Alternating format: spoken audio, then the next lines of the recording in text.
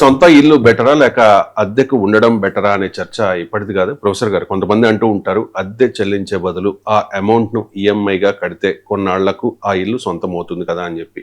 మరికొందరు అంటూ ఉంటారు సార్ ఇల్లు కొనే కంటే అద్దెకు ఉండడమే బెటర్ అంటారు. మీ అభిప్రాయం ఏంటి సార్? లోన్ తీసుకుని సొంత ఇల్లు కొనుక్కుని ప్రతి నెల ఈఎంఐ కట్టుకుంటే బెటరా లేకపోతే అద్దెకు ఉండడమే బెటర్? ఎకనామిక్స్ లో ఏదంటే యూనివర్సల్ ప్రిన్సిపల్స్ ఉండవు అన్ని. మీకు ఉదాహరణకు ఫ్రిడ్జ్ కొనడం బెటరా కాదా అనే క్వశ్చన్ అడిగారు నన్ను. వాళ్ళ అవసరాలను బట్టి, అవసరాలను బట్టే కదా. అవసరం అందరికి, ఫ్రిడ్జ్ అవసరం ఎవరికి ఉండదు, అందరికి ఉంటుంది. కానీ నెలకు 10,000 ఆదాయం ఉన్న వాళ్ళు ఉంటారు. ఫ్రిడ్జ్ కొనుక్కున్నాడు, ఇబ్బంది పడతాడు. నెలకు ₹1,00,000 ఆదాయం ఉందనుకోండి, ఫ్రిడ్జ్ కొంటే ఎంజాయ్ చేస్తాడు. దానివల్ల ఫ్రిడ్జ్లు తయారు చేసే కంపెనీకి ఆర్డర్స్ వస్తాయి, అందులో 10 మందికి ఎంప్లాయ్మెంట్ కూడా దొరుకుతుంది. అందువల్ల it's economics is always personalise కూడా ఉంటుంది. అంటే ఓవరాల్గా లార్జర్ మ్యాక్రో లెవెల్తో పాటు ఇది కూడా అంతే.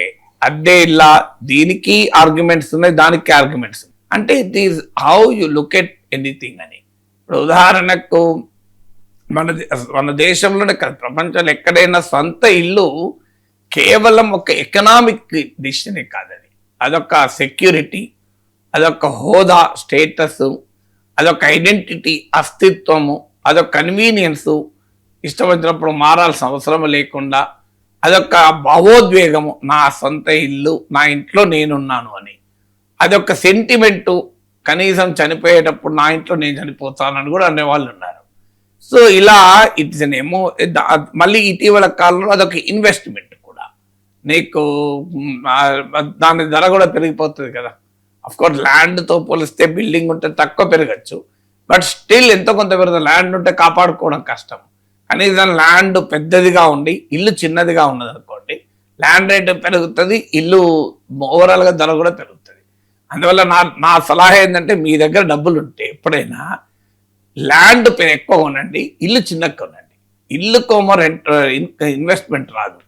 దానివల్ల లాభం ఏంటంటే, నన్ను అడిగితే ఇల్లంటూ కొనాలనుకుంటే మీకున్న డబ్బుల్లో 60% ల్యాండ్ మీద పెట్టండి, 70% ల్యాండ్ మీద పెట్టండి, 30% మాత్రమే బిల్డింగ్ కట్టుకోండి. చిన్న బిల్డింగ్ ఇల్లైనా మంచిదే, 30% కట్టుకోండి. మీకు డబ్బులు ఉన్నప్పుడు పైన మళ్ళీ వేసుకోవచ్చు. దీనివల్ల లాభం ఏంటంటే, ఒకటి దాని వాల్యూ, ప్రాపర్టీ వాల్యూ అప్రిషియేషన్ ఎక్కువ ఉంటుంది. ల్యాండ్కి ఎప్పుడు కూడా ప్రాపర్టీ వాల్యూ ఎక్కువ ఉంటుంది.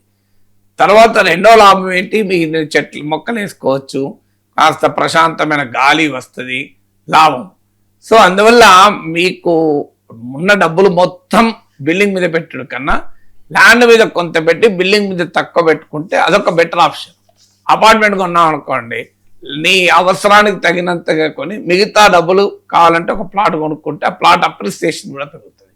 సో అందువల్ల మిడిల్ క్లాస్కి చేయాల్సింది ఏంటి, ఒకటి నెసెసిటీ కొరకు ఇల్లు కొనడం, తర్వాత ఆ డబ్బుల్ని అప్రిసియేషన్ ఎంత అవుతుంది అనేది ఒక క్వశ్చన్. అందువల్ల it's there no standard answer for that. ఇప్పుడు కొంతమంది ఏమంటారు, ఈ ఈఎంఐ కట్టుకున్నా నేను ఆ డబ్బులు తీసుకొచ్చి ఏదైనా ప్లాట్ కొన్నా సరిపోతుంది కదా. నిజమే అది.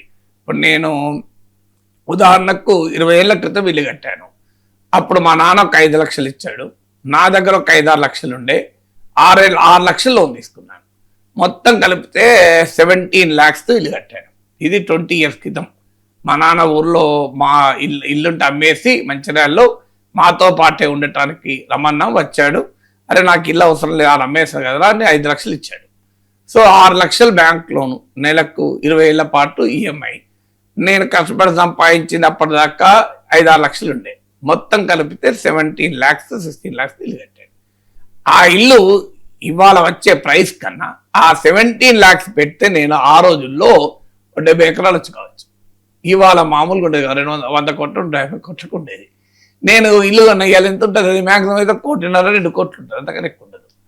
అంటే చూడండి, అదే 17 lakhs నేను వెళ్ళి ఎక్కడన్నా పొలమో ల్యాండో కొనుంటే ఇవాళ మామూలుగా పెరిగాయి ధరలు మీకు పొలాలు. అదే 17 lakhs తీసుకొచ్చి కోకాపేటనో మోకిళ్ళనో ఆ రోజుల్లోనే కొంటే, నా డౌట్ ఆ రోజుల్లో గచ్చిబౌలిలో కూడా 1,00,000 ఎకరం ఉండేది 20 ఏళ్ల క్రితం, 2 లక్షలకు ఎకరం. సో మీకు ఈ కోకాపేటలో 1,00,000-2 లక్షల ఎకరం లేదప్పుడు. అండ్ నాకు 15 ఎకరాలు వచ్చు. ఇవాళ ఎంత ఎకరం 100 కోట్లు ఉన్నది. అంటే చెప్తున్నా, కొన్న ప్లేస్ ఎక్కడ కొంటాం అన్న దాన్ని బట్టి. సో అందువల్ల ఇప్పుడు నాకు లాభం వచ్చింది నష్టం, 20,000 నేను రెంట్కుంటే ఏమయ్యేది అనే క్వశ్చన్ వస్తుంది. కానీ అందరికీ ఇలా అప్రిసియేషన్ అవుతుందా? వాళ్ళు కొన్నది రేపు ఇల్లు కట్టకుండా అలా తీసుకెళ్ళి ఎక్కడో కొంటే అది పెరగకుండా ఉండే ప్రమాదం కూడా ఉంటుంది. సో అందువల్ల it is not a straight question. అందువల్లనే అంటారు ఎకనామిక్స్లో ఒక సూత్రం ఉంది, అపార్చునిటీ కాస్ట్ అంటారు. అంటే ఉదాహరణకు కొత్తగా పెళ్ళైంది, అతనికి 2 ఆప్షన్స్ ఉన్నాయి. ఆప్షన్ ఏంటంటే ప్రమోషన్ వచ్చింది, అప్పుడే ప్రమోషన్ తీసుకోవడం. ప్రమోషన్ తీసుకుంటే కొత్తగా మ్యారేజ్ అయింది, జీవిత భాగస్వామి సమయం ఇవ్వలేడు, లేట్గా ఇంటికి రావాల్సి ఉంటుంది, అవసరం వస్తే ఇతర ప్రాంతాలకు వెళ్ళాల్సి ఉంటుంది, ఇన్కమ్ పెరుగుతుంది, హోదా పెరుగుతుంది, కానీ కొత్తగా పెళ్ళైన జీవిత భాగస్వామి టైం ఇవ్వలేడు. కానీ ఆ ప్రమోషన్ రిజెక్ట్ చేసాడు అనుకోండి, ఇన్కమ్ వచ్చే ఇన్కమ్ పోతుంది, కెరీర్లో గ్రోత్ పోతుంది. కానీ ఒక 3 ఏళ్ళు కొత్తగా పెళ్ళైన సందర్భంగా 3 ఏళ్ల పాటు తన భార్యతో జీవిత భాగస్వామితో దాంపత్య జీవితానికి వెచ్చించచ్చు. ఏది correct decision? There no answer to this. It is an opportunity cost అంటారు. నీకు ఇది ముఖ్యమా అది ముఖ్యమా అనేది నువ్వు జీవితంలో నిర్ణయించుకోవాలి. ఏది ముఖ్యమో అనుకుంటే అది. ఇప్పుడు ఒక చాయిస్లో ఏమవుతుంది అంటే, నీవు సంపద ముఖ్యము, ఆదాయం ముఖ్యము, కెరీర్లో గ్రోత్ ముఖ్యము అనుకున్నావు అనుకోండి, నేను ఉన్న కొద్ది సమయం ఎంతో కొంత సమయం భార్యతో గడుపుతాను, కానీ నాకు ఇవి అంతకన్నా ఇంపార్టెంట్ అనుకుంటే ఫస్ట్ ఆప్షన్కి వెళ్ళిపోవాలి, ప్రమోషన్ తీసుకోవాలి.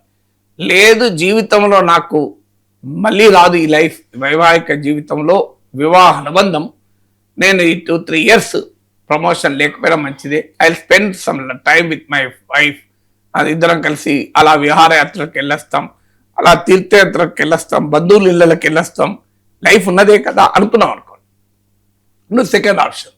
ఇలా it is again A personal choice. పిల్లలు కూడా అంతే, నీకు పిల్లలు పుడతారు కొత్తగా, పిల్లలు పుట్టడంతోనే వాళ్ళతో ఒక 2-3 years the greatest time of enjoyment అది కదా. మీకు వాళ్ళు 10 ఏళ్ల తర్వాత నువ్వు ఎంజాయ్మెంట్ చేసేది ఏముండదు. ఆ బుల్లి అడుగులేయడము, ఆ చిన్నగా మాటలు మాట్లాడడము, అదొక ఎక్కలేని ఆనందం కదా, మామూలు ఆనందం కాదు అది. ఆ సమయాన్ని నువ్వు ఆ పిల్లలతో గడిపితే పిల్లలకు ఆనందం, నీకు ఆనందం. కానీ ఆ సమయంలోనే నీకు ప్రమోషన్ వస్తుంది, నువ్వు చాలా మంచి ప్రమోషన్, పే హైక్ వస్తుంది. ఏ డిసిషన్ తీసుకోవాలి?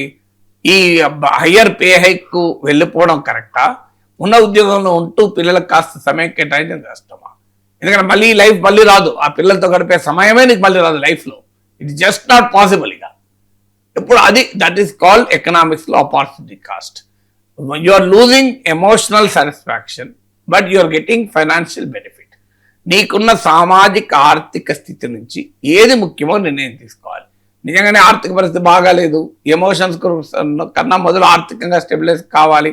నేను ఆర్థికంగా స్టెబిలైజ్ అయితేనే కదా నా భార్య పిల్లలకు మంచి జీవితం ఇవ్వగలను, ఒక మంచి ఇల్లు కొనుక్కోగలను, నా పిల్లలకు మంచి చదువు చెప్పించగలను అనేది ఆలోచించడం కూడా తప్పేమీ కాదు. అందువల్ల it is a personal decision. ఏంటంటే ఇల్లు కొంటే అదొక సాటిస్ఫాక్షన్, ఎమోషను, ఒక ఐడెంటిటీ, ఒక స్టేటస్, ఒక సంతృప్తి, నా ఇంట్లో నేనున్నాను, సొంత ఇంట్లో ఉన్నాను అని ఒక భావోద్వేగం. అది దానికి లేదు, నేను ఆ ఈఎంఐని మరింతగా బెటర్గా ఉపయోగించుకుంటాను, నాకు బెటర్ అప్రిసియేషన్ వచ్చే రీతిలో ఆ ఫైనాన్షియల్ మేనేజ్మెంట్ చేస్తానని నమ్మకం ఉంటే అదొక రకమైన advantage. So but it is again opportunity cost, దేనికి నీవు ముందు ప్రియారిటీ ఇస్తావని. అందుకే రెండింటి బ్యాలెన్స్ చేస్తే నేను చెప్పేది, మీ దగ్గర ఉన్న 100 రూపాయల డబ్బును 100కు 100 ఇల్లు మీద పెట్టకండి, 120 రూపాయలు అప్పు చేసి ఇల్లు మీద పెట్టకండి. మీ దగ్గర ఉన్న అప్పు కొంత లోన్ తీసుకోనైనా మీ ఈఎంఐలో కొంత కట్టినా, so by a house wear it will also appreciate, property కూడా అప్రిషియేట్ అయ్యే రీతిలో ఇల్లు కొనుక్కోండి. సో ఒక అపార్ట్మెంట్ కొంటున్నారు, ఎక్కడో కొన్నా కన్నా కాస్త బాగా ఫ్యూచర్లో రేట్లు పెరిగే ఏరియాలో అపార్ట్మెంట్ కొన్నాం అనుకోండి, సొంత ఇల్లు కోరిక తీరుతుంది, అదే సమయంలో కాస్త ప్రాపర్టీ కూడా అప్రిషియేట్ అవుతుంది. అదొక మార్గం. Otherwise it is an opportunity cost. You have to choose, ఇది ముఖ్యమా అది ముఖ్యమా అని. ఎవరి ఆపర్చునిటీ కాస్ట్ వాళ్ళే తీసుకోవాలి. Right sir.